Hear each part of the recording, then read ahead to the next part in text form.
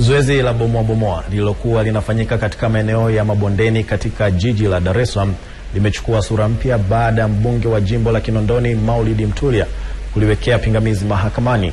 Shauri hilo linatarajiwa kusikilizwa kwa mara ya kwanza mahakamani tarehe 4 Januari mwaka huu, likiwa na uwakilishi wa wananchi 8 kutoka katika maeneo yaliyoathirika na zoezi hilo. McDonald Molel ana undani wa taarifa hii.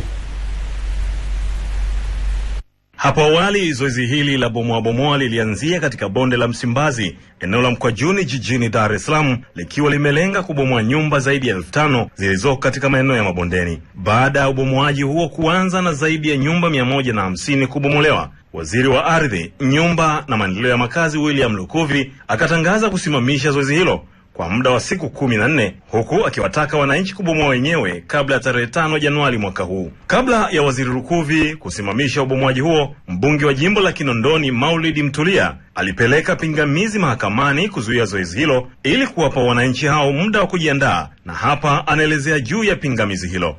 Ni chombo cha haki, tunaenda mahakamani tarehe 22, tulifungua faili tarehe 28, faili letu lilifika kwa msajili, na tunashukuru kwamba kesi yetu imepangiwa jaji Mheshimiwa P. Kente na itasikilizwa siku ya tarehe 4, kwa maana Jumatatu kesho kwa saa 4 asubuhi, Mahakama Kuu Division ya Ardhi.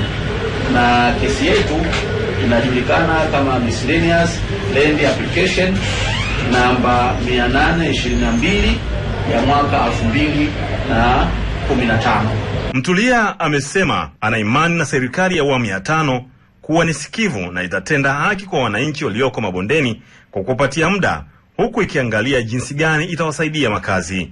Na kimsingi tunachokiomba sisi ni kwamba swala la ubomoaji kwanza lianze mazungumzo, kwamba kila mtu alipwe haki yake, alipwe stahiki yake, kisha ubomoaji ndio ufanye, na wasitolewe muhanga wananchi wa bondeni, kwamba lazima haki itendeke. Na tunashukuru kwa sababu serikali inasema inasimamia sheria, basi tunaamini kwa kwenda mahakamani sheria inafuata mkondo wake.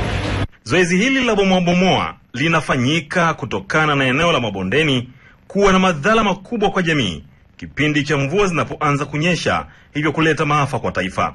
McDonald Molel, Star TV, Dar es Salaam.